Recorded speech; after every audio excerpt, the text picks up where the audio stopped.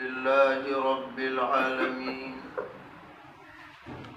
أشهد أن لا إله إلا الله وحده لا شريك له وأشهد أن سيدنا ومولانا محمدا عبده ورسوله صلى الله تبارك وتعالى عليه وعلى آله وأصحابه وذرياته أجمعين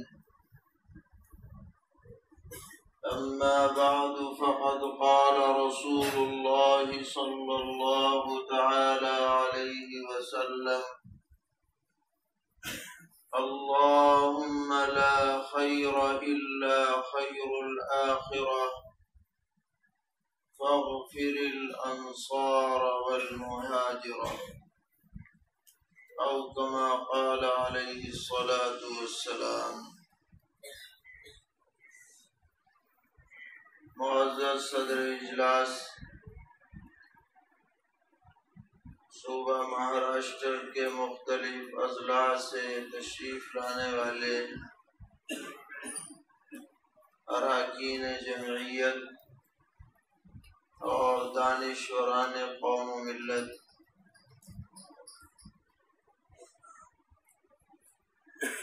یہ بڑی خوشی کی بات ہے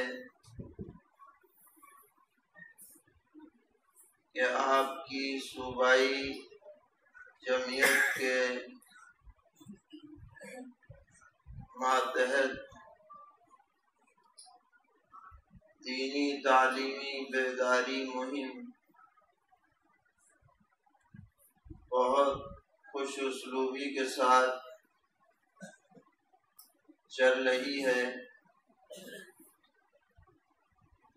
اور میرے خیال میں جس منظم انداز میں یہاں مقامی ضلعی اکائیاں کام کر رہی ہیں، جو رپورٹیں آ چکی ہیں، کچھ آنے والی ہیں،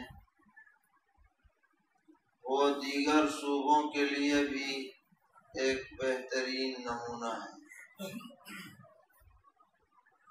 اللہ تعالیٰ آپ کی محنتوں کو، خدمات کو بے حد قبول فرمائے، اور یہ جو سروے کا کام ہے یہ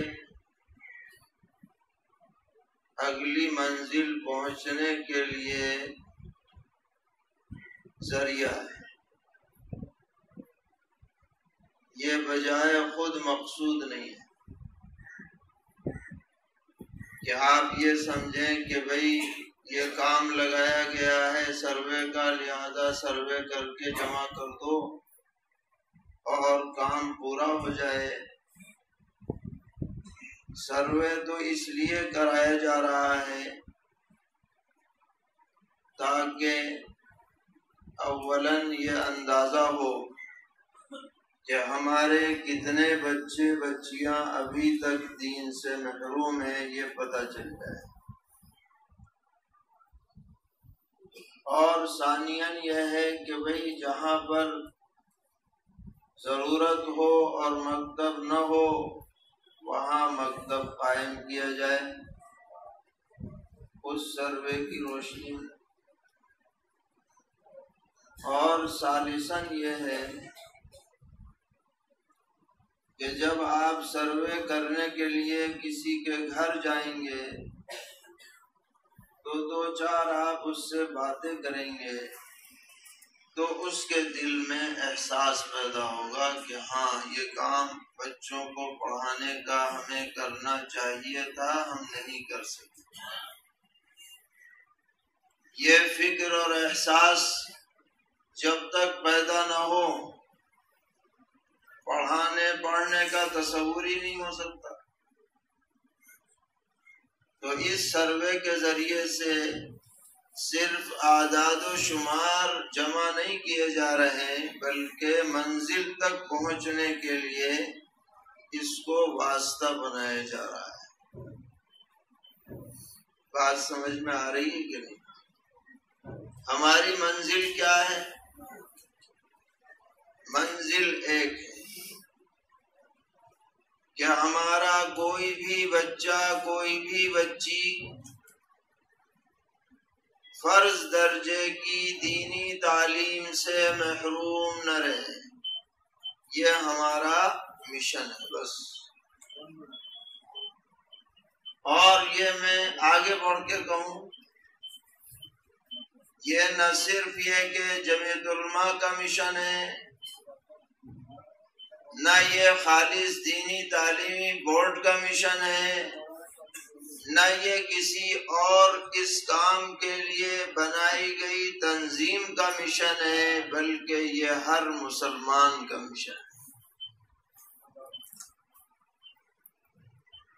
کل بھی میں نے یہ بات حیدرآباد میں کہی کہ کوئی اس غلط فہمی میں نہ رہے ہرگز کہ ہم سارے مکاتب کو دینی تعلیمی بورڈ سے جوڑنا چاہتے ہیں۔ ہمارا یہ ہرگز منشا نہیں۔ آپ جڑیں بہت اچھا، لیکن آپ بچے کو پڑھائیں، ہم آپ کے ساتھ، ہم سے جو تعاون ہو سکے وہ ہم سے لیجئے، لیکن بچے کو آپ محروم نہ رکھیے۔ اور آگے چل کر جو ہم سے مسلکی اختلاف رکھتے ہیں کسی وجہ سے، ہمارا ان کو بھی یہ پیغام ہے کہ آپ ہمارے ساتھ نہ جڑیں کوئی بات نہیں، لیکن آپ اپنے طور پر اس فکر کو ضرور اٹھائیں۔ جمعیت علماء ویسے بھی مشترک معاملات میں کسی خاص مسلک کی تبلیغ نہیں کرتی ہے۔ یہاں کے ذمہ داروں سے بھی میں عرض کروں گا کہ اخبارات میں بھی اس پہلو کو نمایاں کیا جائے کہ جمعیت کی دینی تعلیمی بیداری کا مہم صرف علماء دیوبند کے لیے نہیں ہے، صرف طبقہ دیوبند کے لیے نہیں ہے، بلکہ تمام مسلمانوں کے لیے، کوئی بھی ہو۔ ہمارے ساتھ نہیں کرنا چاہتے، اپنے طور پر کرو، دین تو تمہارا بھی ہے، ذمہ داری تمہاری بھی ہے۔ ہمیں تو بڑی خوشی ہوگی کہ جس طرح جمعیت یہ دینی تعلیمی بیداری مہم چلا رہی ہے، دیگر تنظیمیں بھی کھڑی ہو جائیں، وہ بھی چلائیں اپنے اپنے دائرے اثر میں، کیونکہ یہ کام کسی نہ خاص تنظیم کا ہے، نہ کسی خاص ادارے کا ہے، یہ سب کا ہے۔ اور کامل طور پر یہ سب کے اٹھانے سے اٹھے گا، یہ سب کے اٹھانے سے اٹھے گا۔ اس کی مثال ایسی ہے جیسے گاؤں میں چھپر لگایا جاتا ہے، بہت سے لوگ ہوں گے جنہوں نے دیکھا ہوگا۔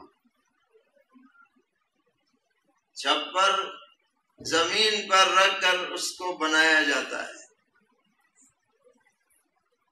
سیٹ کیا جاتا ہے، لیکن جب چھت پر لگانے کا نمبر آتا ہے تو اکیلا کوئی نہیں لگا سکتا۔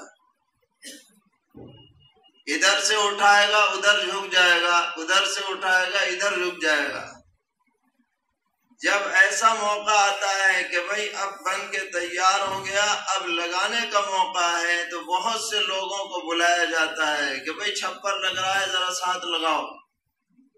اب وہ تھوڑا تھوڑا بھی ساتھ لگاتے ہیں تو چھپر اچھی جگہ فٹ ہو جاتا ہے۔ ایسے ہی دین کے یہ کام چھپر کی حیثیت رکھتے ہیں، سب کو ہاتھ لگانا ہے، اس میں سب کو اس کے اندر حصہ لینا ہے، سب کو کام کرنا ہے۔ اور جمعیت کے لیے نہیں کرنا، کہ جمعیت والے خوش ہو جائیں، حافظ ندیم صاحب بہت خوش ہو جائیں، ایوارڈ دے دیں، اور جناب اخبار میں نام آ جائے کہ بھئی فلاں ضلع والوں نے تو بڑا اچھا کام کیا، یہ اس کام کی بہت ہی معمولی قیمت ہوگی، اس کا مطلب ہم خسارے میں رہ جائیں۔ یہ سارے کام میں اپنے احباب سے بھی کہا کرتا ہوں کہ جمعیت کے جتنے بھی کام ہیں آخرت میں اس کا اجر ملے، اس نیت سے کرو۔ یہ کوئی سیاسی تنظیم نہیں ہے، اس کا ہر کام دین کے دائرے میں ہے، اس کا ہر کام۔ یہ جو پانی پلانے کی بات آ رہی ہے یہ بھی دین کے دائرے میں ہے، غیروں کے ساتھ اسٹیج شیئر کیا جا رہا ہے یہ بھی دین کے دائرے میں ہے، چاہے دنیا اسے کچھ بھی کہے، مگر یہ بھی ہمارا کام دین کے دائرے میں ہے۔ حضرت مولانا علی میاں صاحب رحمۃ اللہ علیہ کا ایک مقولہ میں پڑھا، فرمایا کہ لوگوں کی روحانی ترقی ذکر و تلاوت اور نوافل کے ذریعے ہوتی ہے، اور حضرت شیخ الاسلام مولانا مدنی رحمت اللہ علیہ کی روحانی ترقی کانگریس کے اسٹیج پر ان کے لیڈروں کے ساتھ بیٹھنے کے ذریعے ہوتی ہے، اور بسا اوقات ان لیڈروں میں خواتین بھی ہوتی تھی، اور وہاں حضرت تشریف فرمائے، ایک بہت بڑی لیڈر تھی کانگریس کی، سروجنی نائیڈو، بڑی بلبل ہند کہلاتی تھی، وہ بڑی زبردست تقریر سیاسی کیا کرتی تھی، وہ بھی بیٹھی ہوئی ہے، حضرت بھی بیٹھے ہوئے ہیں، صدر مدرس ہیں، شیخ الحدیث ہیں، شیخ طریقت ہیں، امت کے مرجع ہیں۔ حضرت نے فرمایا لوگوں کی ترقی وہاں سے ہو رہی، حضرت کی ترقی یہاں سے ہو رہی، کیونکہ دل پر جبر کر کے وہاں بیٹھنا بڑی ہمت کی بات۔ تو جمعیت کا ہر کام کس کے رنگ میں رنگ دیا جائے، نہ ہو تو اب رنگ لو۔ اگر اس کا معاوضہ دنیا کے کسی بھی چیز سے ہے تو یہ ساری محنت گویا کہ ہم بہت کم قیمت میں اسے بیچ رہے ہیں، اور اگر دین کی سربلندی کے لیے ہے تو اس کا جو اجر و ثواب ملے گا اس کا کوئی تصور نہیں۔ آپ حضرات اکثر علماء کرام ہیں، اور آپ کو توجہ دلانے کی کوئی خاص ضرورت نہیں ہے، لیکن بطور یاد دہانی واقعہ غزوہ خندق کا،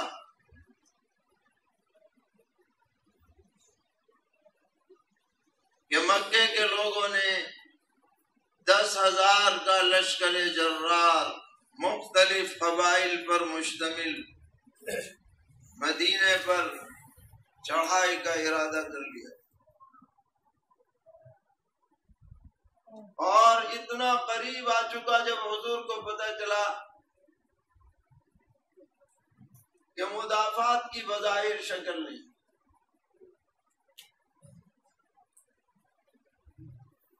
بڑی گھبراہٹ، بے چینی، کیا کریں۔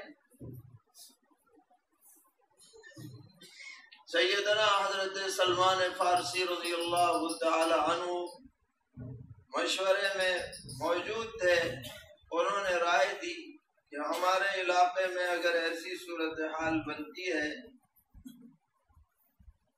تو ہم لوگ دشمن کا راستہ روکنے کے لیے خندقیں کھود دیتے ہیں تاکہ وہ لشکر ایک دم سے نہ آ سکے، ہمیں دفاع کا موقع مل جائے۔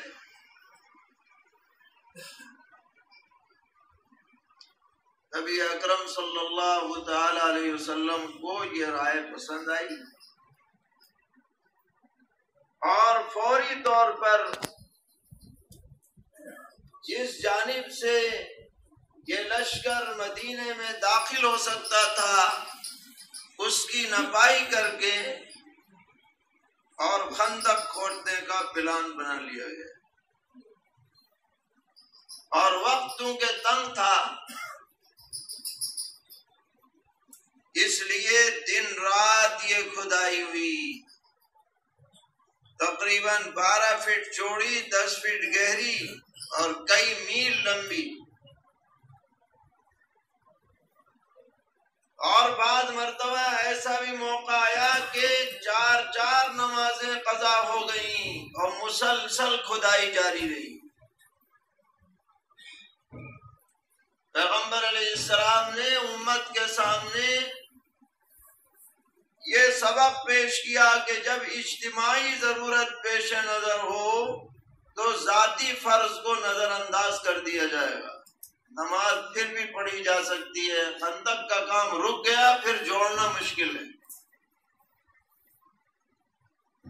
خندق کھودی جا رہی ہے۔ اور آپ کو یہ تجربہ ہونا چاہیے کہ جب اجتماعی کام ہوتا ہے تو چپ چاپ نہیں ہوتا،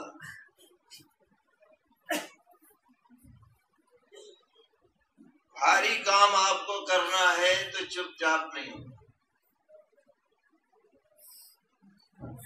کوئی بھاری پتھر اٹھانا پڑ جائے اور اٹھانے والے سب چپ ہوں، بالکل ایک لفظ نہ بولیں تو ہل بھی نہیں سکتا پتھر۔ کبھی کیا ہے تجربہ اس کا؟ چپ رہے بالکل، اور سب زور لگا دیں تو پتھر نہیں ہلے گا، اور جب آواز نکالنی شروع کر دیں کچھ بھی آواز تو پتھر کم لوگوں کے ذریعے بھی ہل جائے گا۔ کیوں بھائی میں غلط کہہ رہا ہوں؟ آواز لگانے سے اسپرٹ پیدا ہو جاتی ہے، طاقت کئی گنا بڑھ جاتی ہے۔ اب یہ کھدائی کا کام چل رہا ہے، بالکل سناٹے میں چلے تو کیسے کام چلے؟ اب بولیں تو کیا بولیں؟ لغو و فضول چیزیں لوگ بولتے ہیں، ہو ہا کی آواز نکالتے ہیں نا، لیکن وہ صحابہ تھے، وہ تربیت یافتہ تھے کس کے؟ پیغمبر علیہ السلام کے۔ انہوں نے آواز نکالنی شروع کی تو کیا؟ سبحان اللہ، آواز نکالی بھی تو کیا سنہرے حروف سے لکھے جانے کے قابل۔ نحن الذین بایعوا محمدا علی الاسلام ما احیانا ابدا۔ ہم وہ لوگ ہیں جنہوں نے محمد صلی اللہ علیہ وسلم پر کے ہاتھ پر بیعت کی ہے، علی الاسلام ما لقینا ابدا، ہم مرتے دم تک دین پہ قائم رہیں گے۔ صحابہ جب محنت کر رہے ہیں خندق کھودنے میں تو یہ زبان پر رجز جاری ہے، نحن الذین بایعوا محمدا علی الاسلام ما لقینا ابدا۔ یہ سب آواز سے پڑھ رہے ہیں، اس سے ذرا ماحول بنا رہتا ہے، تو بہت اچھا پڑھ رہے تھے، لے بنی ہوئی تھی۔ سرور عالم جناب رسول اللہ صلی اللہ تعالی علیہ وسلم نے جب یہ آوازیں سنی تو آپ نے اس کے اندر اور قوت پیدا کر دی اور رخ موڑ دیا اصل مشن کی طرف، کہ کسی کے ذہن میں یہ بات آ جائے کہ میری وجہ سے دین کا کام ہو رہا ہے، نحن الذین بایعوا محمد، ہم خدمت کر رہے ہیں، ہمارا جذبہ ہے، ہماری طاقت ہے۔ بے شک وہ صحابہ مخلص تھے، کوئی شک نہیں، لیکن پیغمبر علیہ السلام معلم تھے۔ آپ نے رخ موڑ دیا، فرمایا یوں پڑھو، اللہم لا خیر الا خیر الاخرہ فاغفر الانصار والمہاجرہ۔ اے اللہ، بھلائی تو بس آخرت کی بھلائی، ہم کیا ہے، ہماری خدمت کیا ہے، ہم تو کمزور ہیں، بھلائی تو وہ ہے جو آخرت میں ملے۔ اور پھر حوصلہ افزائی کی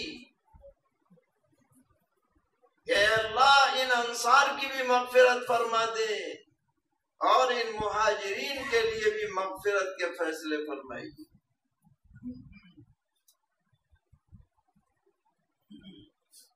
یہ انصار، یہ مہاجرین، یہ سب دین کے مددگار ہیں۔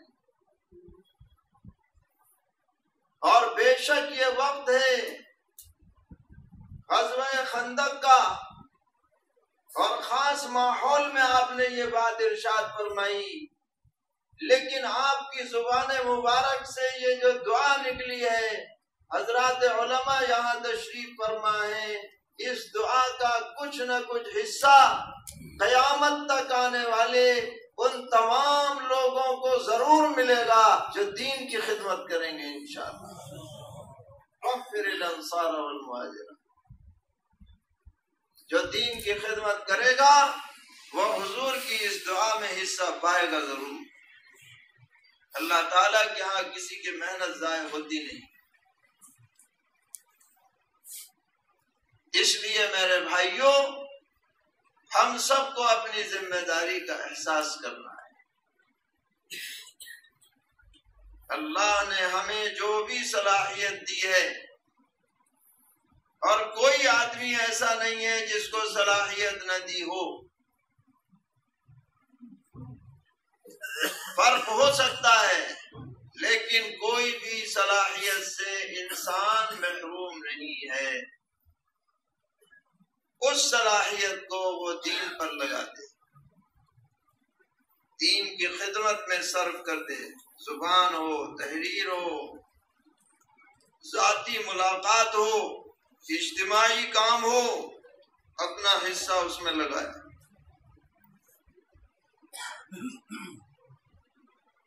جمعیت علماء ہند نے آزادی کے بعد سب سے بڑی جو خدمت انجام دی ہے، وہ اس بر صغیر کے اندر دینی محنتوں کو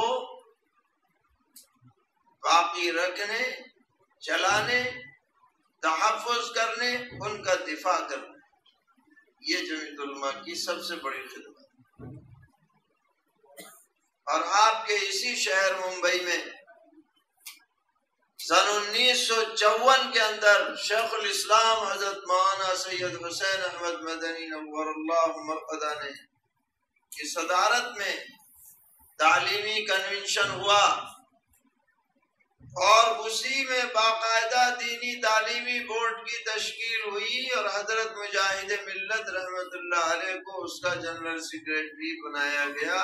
یہ ریکارڈ میں موجود ہے، آپ کے شہر کو یہ فضیلت حاصل ہے۔ تو اب ہم بھی یہاں سے یہ ارادہ کر کے جائیں کہ زندگی کے آخری لمحے تک دین سے جڑے رہیں گے، نسلوں میں دین و ایمان کی بقا کی ہر ممکن کوشش کریں گے، علاقوں میں، آبادیوں میں جہاں ضرورت ہے وہاں مکاتب قائم کریں گے، جہاں مکاتب چل رہے ہیں ان کو منظم بنانے کی محنت کریں گے۔ جو ہماری انتظامیہ کے تحت اسکول چل رہے ہیں، مشن بنا کر کے ان اسکولوں کے اندر دین کی معقول تعلیم کا نظم، اس کے لیے ہم کوشش کریں۔ اللہ تعالی ہم سب کو توفیق عطا فرمائے۔ اور اس محنت کو قبول فرمائے۔ ایک بات میں اور وضاحت کر دوں کہ جب دینی تعلیمی بورڈ کا نام آتا ہے تو یہ تقاضے آتے ہیں کہ ہمارے ہاں اتنے مکاتب کی ضرورت ہے، لہذا جمعیت تو بہت بڑی پیسے والی جماعت ہے، یہ ہمارا تعاون کرے۔ کئی لوگوں کی درخواستیں آئی ہوئی بھی ہیں، لیکن ہمارا تجربہ یہ ہے کہ جو بھی مکتب خالی باہر کے تعاون سے چلے گا وہ چند دن چلنے کے بعد معدوم ہو جائے گا، چلنے والا نہیں۔ مکتب کو اگر پائیدار بنانا ہے تو مقامی لوگوں کو کھڑا کرنا ہوگا جو اس کے اخراجات کا انتظام کریں، جبھی وہ مکتب کامیاب ہو پائے۔ چاہے آپ بچوں سے فیس لے کر کے کریں بآسانی ہو سکے، یا تو محلے کے آبادی کے ذمہ داروں کے حوالے، اس طرح سے یہ نظام چلے گا تو فائدہ۔ باقی کسی جگہ بالکل ہی نہیں چل پا رہا، ارتداد زدہ علاقہ ہے، بالکل اجنبی ماحول ہے، تو وقتی طور پر جمعیت بھی اپنے حد تک تعاون کرے گی، جمعیت بھی آپ ہی کی ہے، ضرورت ہو تو اس سے انکار بھی نہیں، لیکن ہر مکتب کے لیے یہی چاہا جائے یہ مشکل بھی ہے اور اتنا نفع بخش بھی نہیں۔ اب میں گزارش کروں گا کہ آپ حضرات صوبائی سطح پر ایک بورڈ تشکیل دے دیں تاکہ کام کرنے میں آسانی ہو اور تحریک آگے بڑھ سکے۔ اس کے بارے میں آپ حضرات جو مناسب ہو وہ اعلان